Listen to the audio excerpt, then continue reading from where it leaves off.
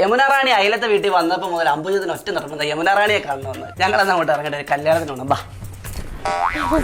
സ്കൂളിൽ പഠിക്കുമ്പോൾ സംവിധായകന്മാർ എന്നെ ഒരുപാട് വിളിച്ച് സിനിമയിൽ അഭിനയിക്കുന്നു. പക്ഷെ അച്ഛൻ വിട്ടില്ല. അപ്പോഴത്തേക്കും എന്റെ കല്യാണം കഴിഞ്ഞു.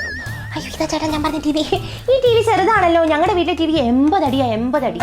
അയ്യോ ഈ വെള്ളത്തിന് ഒട്ടും തണുപ്പില്ലല്ലോ. ഞങ്ങളുടെ വീട്ടിലെ വെള്ളം കുടിച്ചു കഴിഞ്ഞാൽ മൊത്തത്തിൽ എടുക്കും, പല്ലൊക്കെ വേദനിക്കും.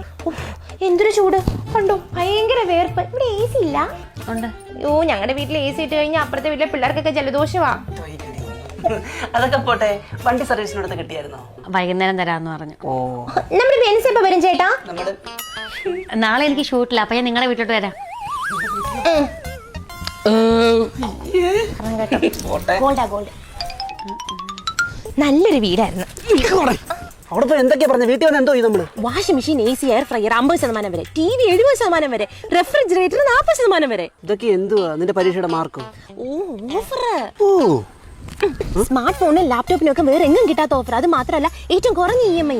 അതിരിക്കട്ടെ, വണ്ടി ഉണ്ടെന്ന് പറഞ്ഞു. നിങ്ങളുടെ വീട്ടിൽ നിന്ന് വണ്ടി വന്നായിരുന്നു? നറുക്കെടുപ്പിലൂടെ തിരഞ്ഞെടുക്കുന്ന ഭാഗ്യശാലിക്ക് bumper prize Mercedes A class Benz. അത് മാത്രമല്ല 5 പേർക്കും ഭാരതി എക്സ്പ്രസോ കാർ കിട്ടും. ഇതൊക്കെ എവിടാ? ഗോപു നന്ദനത്തെ ജിമാർട്ടിൽ ബെൻസ ഓഫർ നടക്കുക. ഗൃഹോപകരണങ്ങളിൽ 70% ഡിസ്കൗണ്ടോട് കൂടി. ഹലോ, നിങ്ങൾ പോയില്ലയോ? കാർ അപ്പുറത്തെ ഇട്ടേക്കുന്ന കേട്ടോ. അതാ വിളിച്ചിട്ട് വന്നാ മതി, മേടിക്കട്ടെ.